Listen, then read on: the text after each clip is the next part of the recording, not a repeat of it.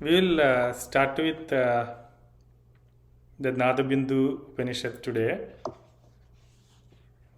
We will read the first verse, symbol of Om, and we will also read the Anvaya translation commentary. It's a very short chapter.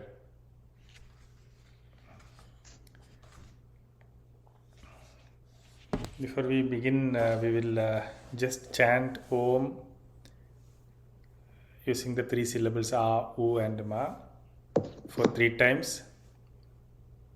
So you have to take a deep, long, slow, deep breath in, the full breath in, and then slowly exhale as you chant these three syllables. All the three syllables approximately of equal length. And once you finish, there is a pause, there is a silence.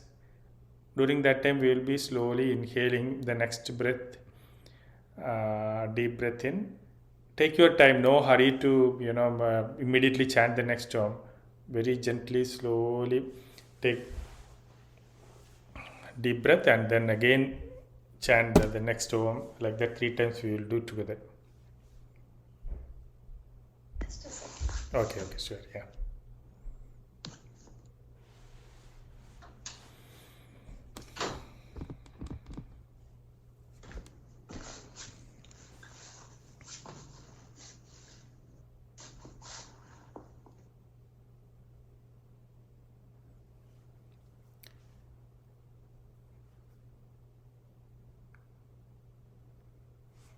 You can take a deep breath in now.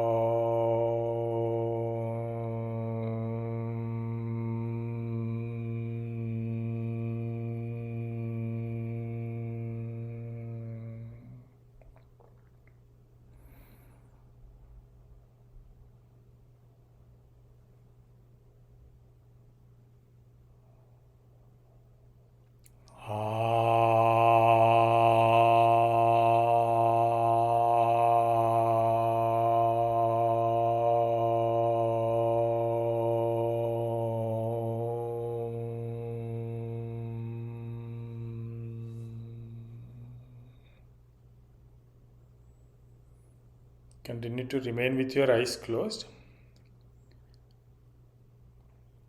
And you can mentally chant Om 4 more times in your own pace. You can stop your effort to chant mentally. Just simply listen, aware of your natural breathing, the bodily sensations, and the sounds. Just mentally scan your entire 7 chakra system.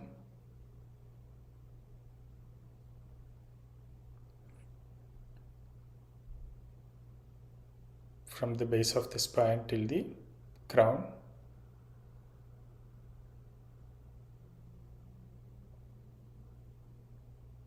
From the Muladhara to the Swadhisthana to the Manipuraka, Anahata, Vishuddhi, Ajna, and Sahasrara.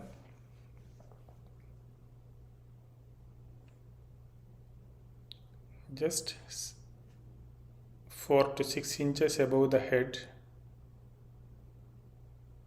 visualize a brilliant bright star mentally invoke the blessings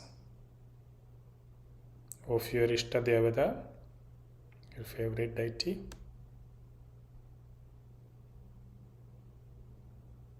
Of all the divine masters, mentally seeking the blessings to open up all the possibilities of higher learning.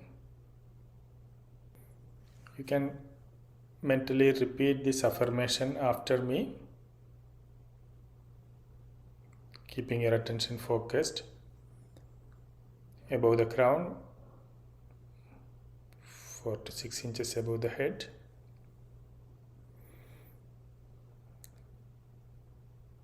I am the soul. I am the light divine. I am love. I am will.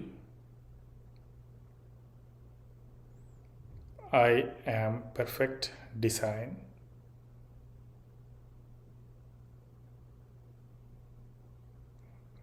We will repeat this affirmation 2 more times, keeping the attention focused on the brilliant bright star 4 to 6 inches above the head.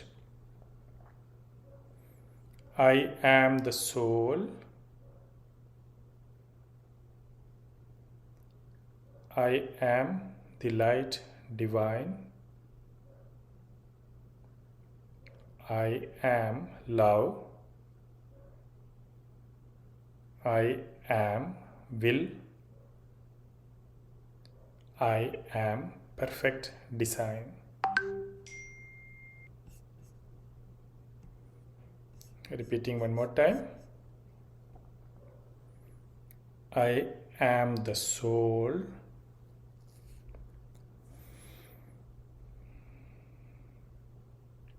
I am the light divine. I am love. I am will. I am perfect design. When you are ready, you can use the Shanmukhi Mudra and listen to the Anahata Nada. We don't have to do the Brahmari, just simply listen with your ears plugged. You can gently release the Mudra. Continue to remain with your eyes closed and silent. And slowly and gently open your eyes. So the verse 1 says symbol of Om. Om Akaro Dakshina Paksha. You can repeat if you like. Do you want to do like that? I can chant and you can repeat after me. You can unmute and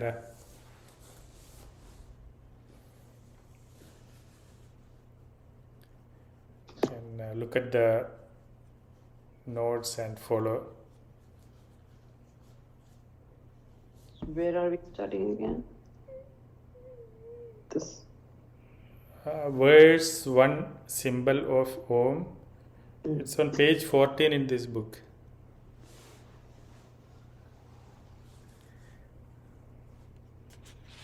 That is after the... Actually, before going before that, there is an invocation, opening invocation. We'll read that also, of the Nada Bindu Upanishad.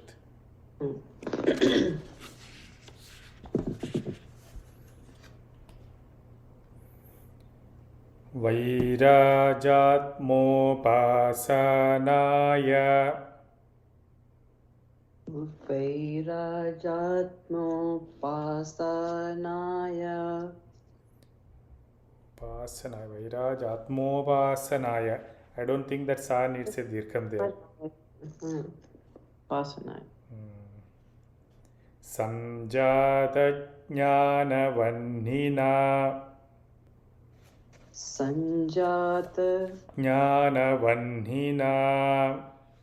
ज्ञानवह्निना दग्ध्वा कर्मत्रयं योगी दत्त्वा कर्मत्रयं योगी यत्पदं याति तद्भजे यत्पदं याति तद्भजे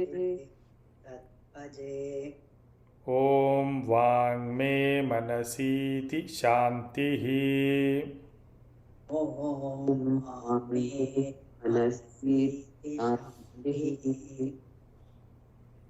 I think that Wang is also written wrong. Yeah. Instead Daktva means having burned karmatrayam, three karmas. Vanhina, through the fire of knowledge, jnana. Sanjata, born. Upasanaya, through devotion to Atma, self.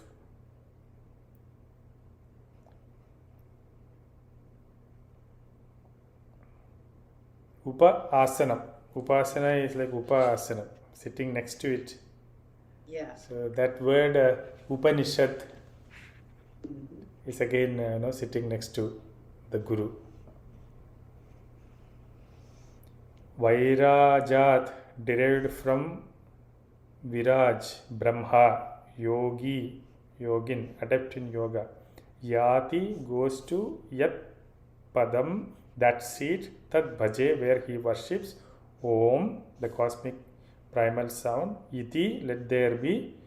Shanti, peace. Manasi, in mind. Vangme, in speech. So that is the invocation. And it is translated as having burned the three karmas through the fire of knowledge, born through devotion to the self, derived from Viraj, the yogin goes to that seat where he worships. Om, let there be peace in speech and mind. And quickly go through the commentary. The three karmas referred to at the beginning of the text relate with our mental conditioning and nature, which are formed by the impressions stored in the memory from our actions. These include our current actions as well as the past actions that accrue over many lifetimes. The impressions of all our actions, past and present, are stored in the subconscious field or chitta and are known as sanchita karmas. They form our individual associations and memories, which are a unique and indelible blueprint of our person. The current actions which we are in the process of performing from moment to moment are called kriyamana or agami karmas. These karmas are likened to the arrow which has been placed in the bow, aimed and drawn back, but is not yet released. So there is still some element of self-determination, free will or choice. One may yet decide whether or not to release the arrow or to perform the action.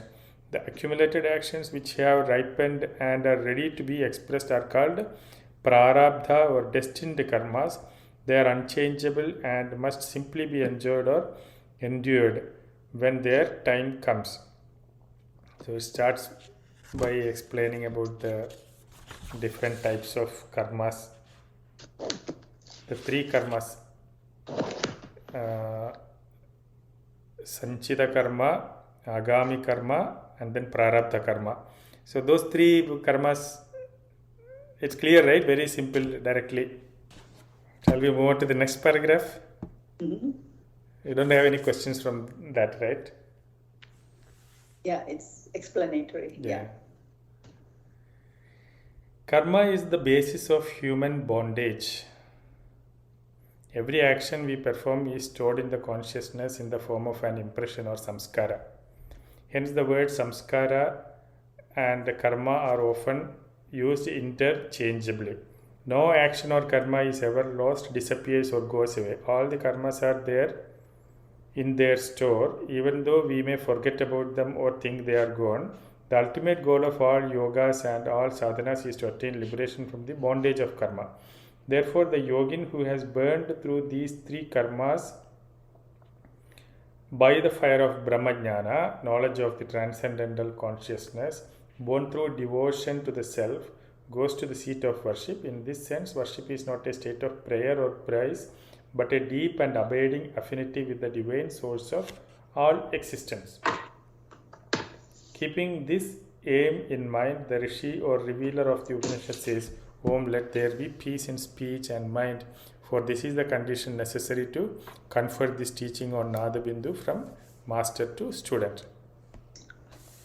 So, the mind has to be peaceful, speech has to be peaceful, and mind has to be peaceful to experience the inner sound, to understand, or even the teaching to be conferred on the disciple, that is the required, the field has to be plowed and be ready for the seed to be sown.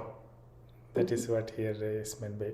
So that is where all this, even just listening to the Anahatanada or practicing Brahmari or even Sukha Pranayama, these are all techniques that can bring in that state of peace and calm. The habit of the mind is to always be restless. It doesn't stay in one place, but by regular practice, gradually the mind will get used to, and at the will you can just simply be still. And in the meditation, when you sit for meditation, body and mind are totally very interconnected, right? If the body is stiff, if the mind is stiff, the body is stiff. If the mind is flexible, the body is flexible. They are all connected. So same way, when you sit to meditate, when the body is still, the mind also becomes still. You can imagine water in a bottle. If the bottle is shaking, then the water inside also is shaky. If you keep the bottle still for some time, the water also will settle down. Okay. And it was telling about about prayer, a state of prayer or praise. It is not asking for something, but worship is not a state of prayer or praise, but a deep abiding affinity with the divine source of all existence. When I read this, I suddenly remembered about one of the letters my guru sent me. We used to correspond through letters, inland letter card, postcard, and all. He used to write letters to me. I used to write to him. Those days, no phone calls or anything, and he's a person who writes for 18 hours a day. So all his books, all the Brihadaranyaka Upanishad, Chandogya Upanishad, Bhagavad Gita, everything, he has his own commentaries, and he will be just closing his eyes and he will be dictating. The students, disciples will be writing it down, recording all those things those days. And then he used to reply to 200 letters at least every day. Wow. He had a lot of connections, all relate to him like a grandfather or a guru or a lover, or you never know. He had connection with so many people all over the world. I had been surprised many times. You go somewhere out of the blue, somebody will be coming, oh Guru Nati Chaitanyati, okay. I know him, I had some experience like that always. He has come to, at many points in my life, I have seen his presence come some way or the other. Yeah, in one of his letters, I was talking something about prayer or something, praying to God or something like that. And then he replied, you don't have to pray to the sun to asking to give him, light and heat. That is his nature. Whether you ask or not, that is his nature. He is not giving or anything. He is just that. It's up to us to receive it or not, right? Wow, that's a nice one. Yeah. Yeah. So same way, praying to God also is, the God, when you say in a wider perspective, the existence itself, the life itself, right? Because God is everywhere. we say it's universal, which means it's the whole life process itself. There is we have created one single term for this entire this Brahmandam. That's all. So there is nothing to ask for. It just knows, and it has its own dharma. That is its own dharma. The life has its own dharma. We just need to be aware of it and understand how it is happening. That is all a realization about. If you don't understand, if you think it the other way, if you are separated from the God and think, okay, I want this, then that's the time when ignorance creep in and misery comes, all those things. When that oneness is attained, and there is nothing to ask for, you are content and peaceful. Yeah. So, on that context, maybe slightly off context, but there is the whole system of astrology. They're trying to fix things with remedies and all of that. So sometimes I feel, what is there to ask? He's all knowing, and then there's also all these karmas that we talk about. If it's what it is. So what? And then there's also the astrology is put on such a big pedestal in our Indian system. So what is the significance of that in the bigger scene of spirituality? Okay, this same guru has told me once, because God is there, God takes care of everything, it doesn't mean you don't have to do anything. God has given you the intelligence and the energy for action. Everything it is invested in you, and we have to make use of it and strive for whatever is the life longing for. We learn through trials and errors. We don't know, right? It's all uncertain. Then what is in front, you never know. You just trod the path and keep going in the dark. So sometimes some small light comes, you like a lightning, and then you could slightly make out. You still keep going. That's how the journey is happening until that jnana comes. There is no other way. So all this knowledge, whether it be astrology or Nadayoga or pranic healing, it's all based on one's inclination. We tend to learn and understand. It's all part of the whole. Whatever we are learning, trying to understand, whatever we are practicing, everything is part of the whole. It is not separate from that. So I feel like there's some people who would believe in astrology, some will do pranic healing, for example, or any of these one thing, and some will do nothing. Some will have no knowledge of this, or they will not have the systems in place in their communities, in their societies. But everybody is living a life, right? There's a 0.0 of birth and 0.0 of death. And in between, everybody is living. Only in India we have all these, great knowledges in place. I'm sure there are other communities which do too, we just don't know. But then there are other people who have no knowledge even. Even then, if there is knowledge, there is no inclination or determination. There are so many factors which come in place. So if people who do not have resources or knowledge systems in place, is that the prarabdha as well?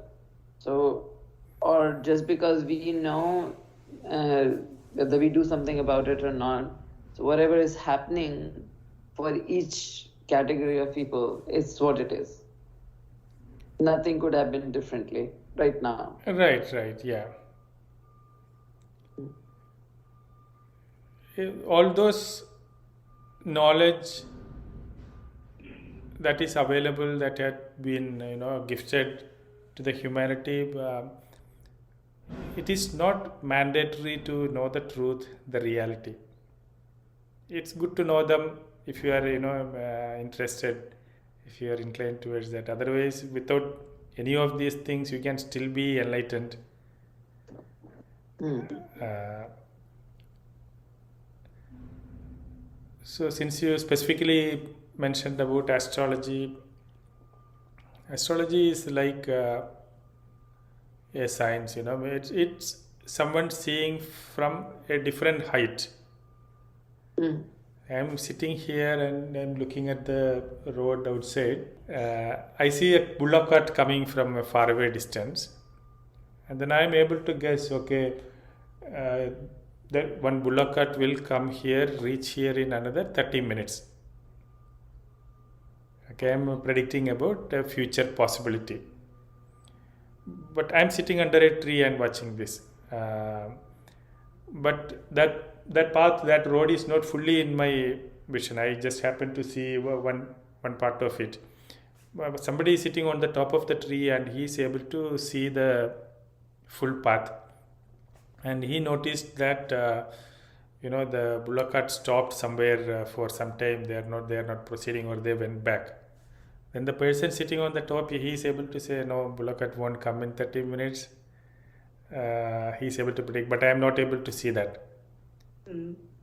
So due to certain planetary positions and all, somebody is able to make a prediction. It's all a possibility. It's possible that it might not come again, that can come back. So the future is not in our hands, what is going to happen, but you can tell a probability. That's all. It is possible, like that we can say. I also one of my brother-in-law's mother.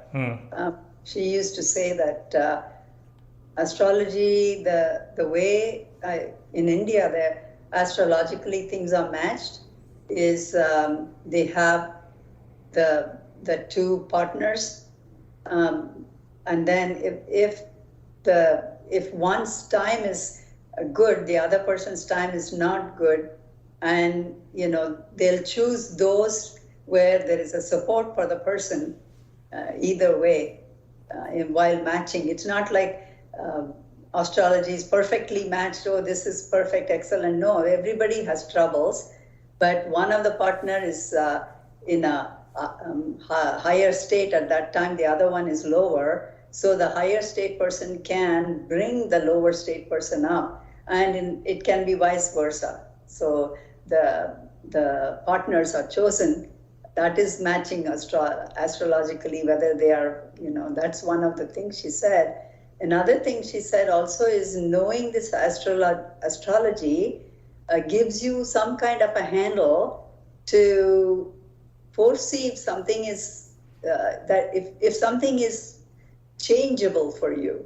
Like if you know that something, like if a car is coming on the road, and if you know the car is coming, then you will take a side step. But if you don't see it, then you get into a crash, an accident. So she says that way also astrology can be, the knowledge of astrology can be used. It need not be like whatever the astrology is completely written. She used to say like that. It is a possible, like you're saying, it's a possibility and a probability, but you can use this knowledge to, that's why they also do, if there is astrologically some problems in somebody's life, then they do yajnas, pujas or something. There are some specific things that can be done to elevate them from that state. Anyway. So how does that help, again, coming to the karmas? So if somebody's prarabdha is, it's already been laid out. So now you do all the yajnas, or you wear stones, or, anything. And a lot of times they'll say you have pitru dosh, which is a very popular thing by astrologers.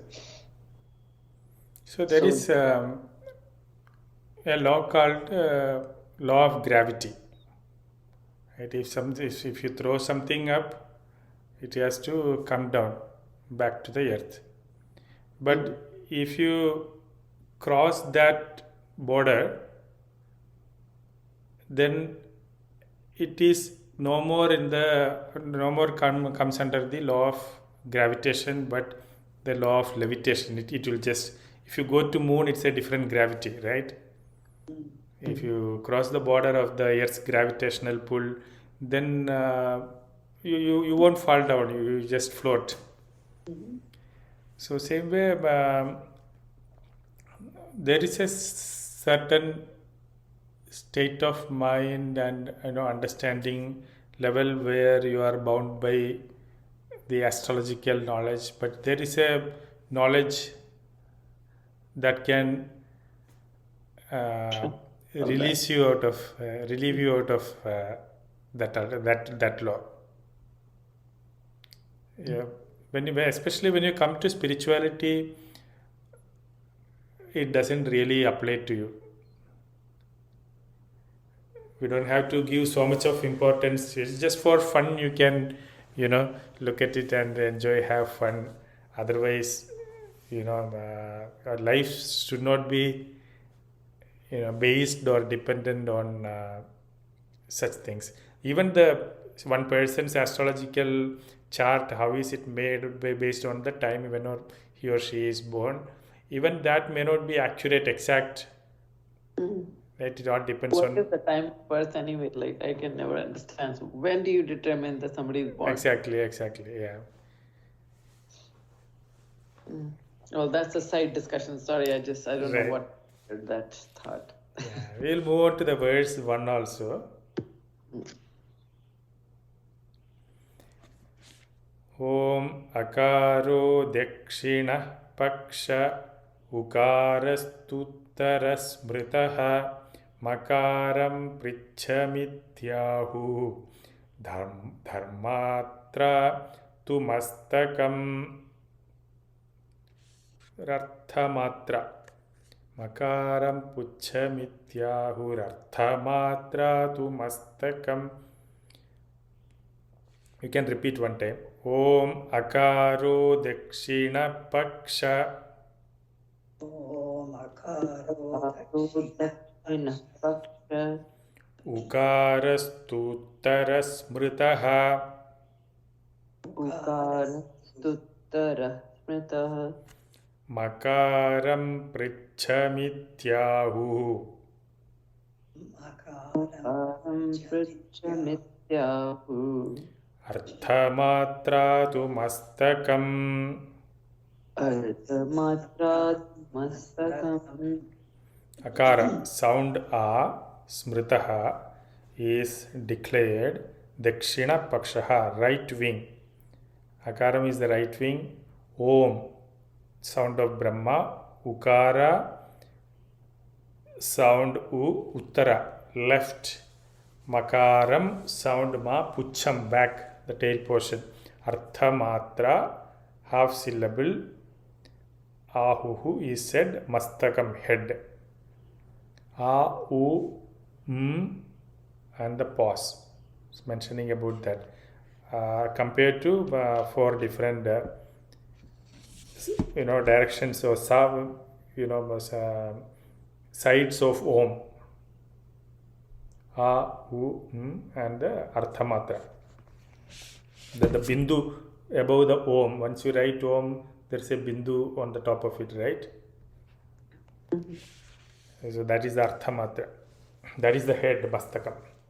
The sound A is declared the right wing of Om. U is the left. The tail, and the half syllable is said to be the head. The teachings given herein on Nada Bindu begin with a description of the symbol for the sound Om. This is the primal Nada or subtlest sound vibration, which ushers the pure consciousness that is unmanifest into the manifest dimension of creation. Meditation on this symbol represents the merging of Nada and Bindu, the primal point from which all form evolves at the source or the beginning of evolution.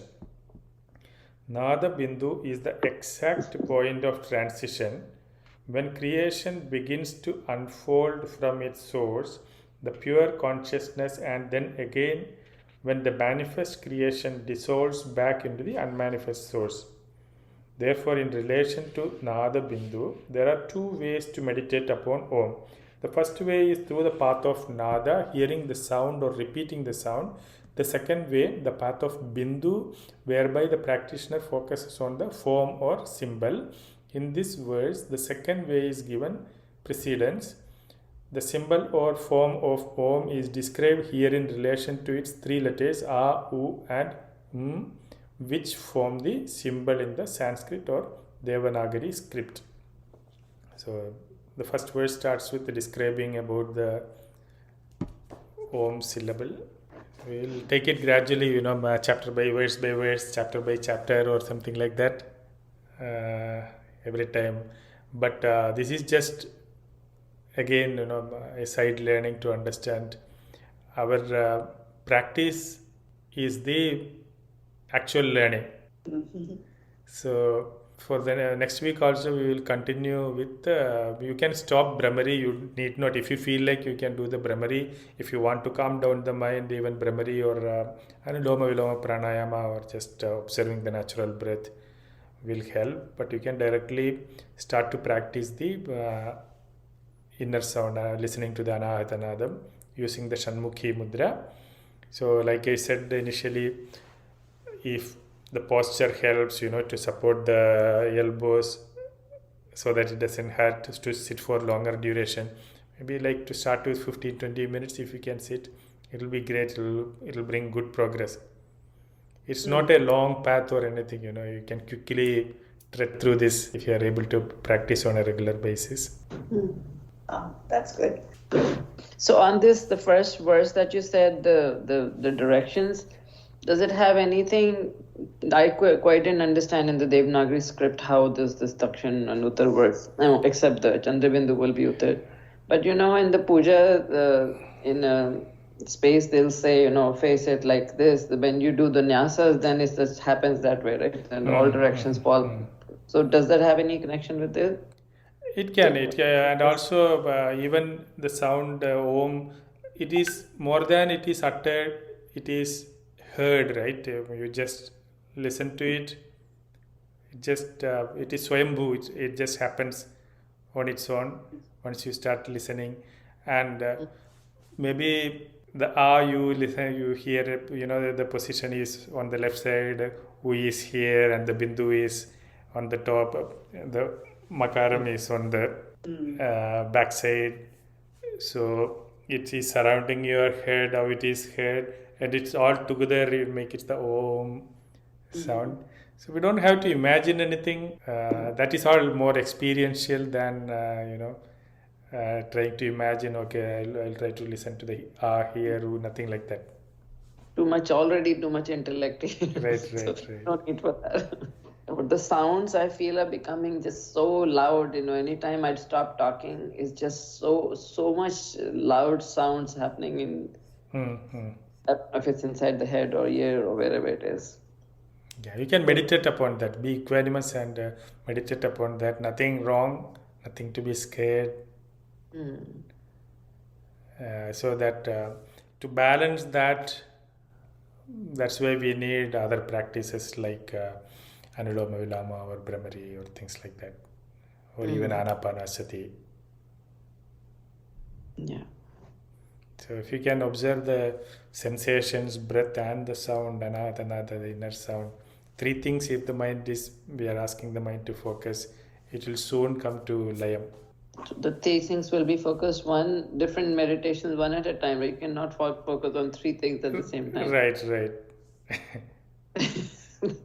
I can actually, for 1 second this, 1 second that. Right. This is because of the rapidity of the mind. It needs something to switch to, right? So we are giving three options, okay? It's like how we ask the kids, you want this or that? Both are, whichever they choose, they are in trouble. Right. All right. Thank you. See you. Bye. Thank you so much. Yeah. Take care. You too. Have a good day, Thank you. everybody.